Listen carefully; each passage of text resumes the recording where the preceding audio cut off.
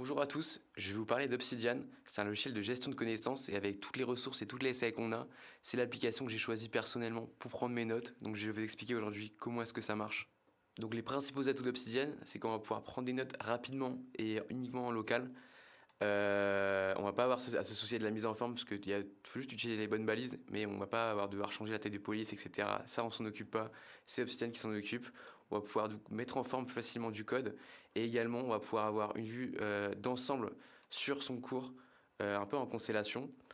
Donc ça, c'est la vue de tous mes cours, tout mon dossier, mais on peut aussi en avoir une locale comme ici par exemple, où je vais pouvoir naviguer de note en note et avoir un peu une petite vue graphe en fait pour avoir une meilleure vue d'ensemble. Donc Obsidian, on vient directement l'installer depuis leur site internet, donc obsidian.md.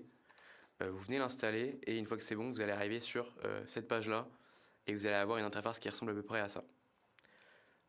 Donc on va tout simplement commencer par créer un nouveau fichier, donc avec le raccourci CTRL-N ou avec le bouton créer un nouveau fichier. Pour chaque page, on a forcément un titre. Donc par exemple, on va dire aujourd'hui qu'on va faire un cours de développement web. Donc je viens mettre développement web en titre. Et ici, donc pour trier ces cours en Obsidian, en vrai, il y a deux manières. On peut utiliser les deux en même temps, soit une, soit l'autre.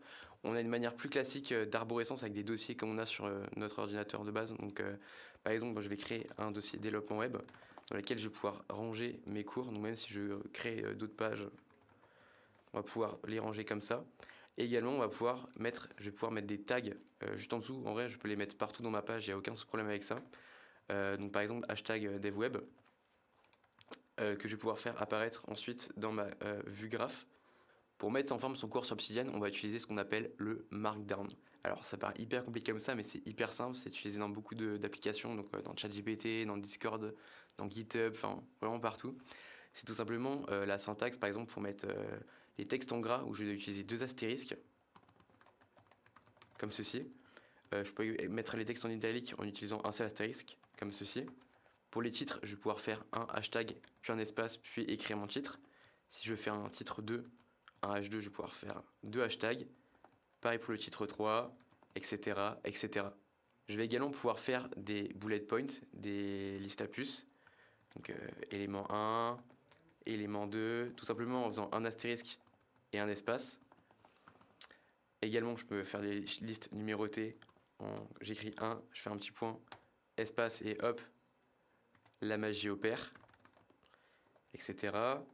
Également, je vais pouvoir mettre en valeur du texte avec la petite accolade comme ceci. Je vais pouvoir mettre mon texte, etc. Je vais pouvoir également mettre du texte en emphase, tout simplement avec la petite accolade juste ici. Donc je mets mon texte, etc.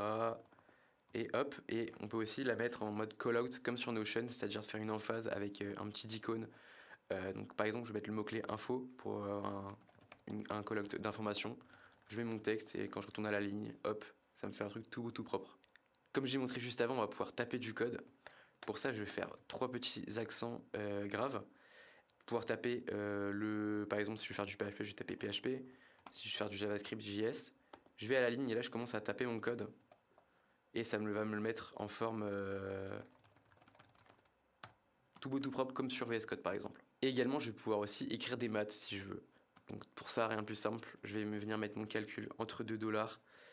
Donc le langage c'est le KTeX, donc je vous mettrai dans la description la documentation, donc ça paraît compliqué mais en fait c'est super simple. Comme j'ai montré précédemment, il y a moyen d'avoir une vue globale de votre cours, ce qu'on appelle la vue graphique.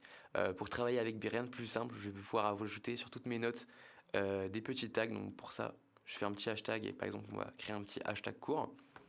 Quand je fais CTRL-G ou quand je viens cliquer sur le bouton juste à gauche, ouvrir la vue graphique, et bien tout simplement on va pouvoir voir mes cours. Donc après, je peux personnaliser dans les filtres. Par exemple, je peux activer les mots-clés, activer les pièces jointes. On peut faire des groupes ou par exemple pour l'hashtag des web pour venir personnaliser les couleurs. Enfin bref, je vous laisserai jouer avec ça, mais vraiment, il y a moyen de faire des trucs bien visuels. Si je veux avoir une vue graphique locale de mes pages, donc ça c'est par exemple, imaginons quand je mets une référence à une page, donc je mets voir page 1, donc je peux venir la glisser comme ça, voir page 1, hop. Je vais pouvoir aller dans les trois petits points juste ici, dans ouvrir la vue liée et ouvrir la vue graphique autour du fichier courant. Et là, je vais pouvoir avoir ma vue graphique locale et pouvoir accéder directement comme ça à toutes mes pages. qui est aussi mieux dans Obsidian par rapport à Notion, c'est qu'on va pouvoir installer beaucoup de modules complémentaires, donc de plugins. Par exemple, je vais vous montrer dans la situation où par exemple vous voudrez faire un schéma, vous pouvez installer le plugin Excalidraw, donc il est aussi disponible sur le navigateur web. Et là par exemple, je vais pouvoir faire un petit schéma. Donc j'y ai accédé directement depuis la barre latérale du Titien, hop, Create New Drawing, hop. Et après on peut venir le sélectionner et le copier en PNG dans le presse-papier. Et hop, quand je fais CTRL V, je peux venir faire des petits schémas comme ceci. Et ben merci beaucoup, c'est tout pour moi. Donc là on a vu allez, 90% du logiciel. Je mettrai en description leur documentation, leur site internet si vous voulez aller voir plus d'exemples, etc. Ils vont enseigner mieux. En tout cas, voilà, abonnez-vous à la chaîne MMI et puis si vous avez des questions, etc., vous les mettez en commentaire et puis on essaiera d'y répondre quand on peut. Merci beaucoup.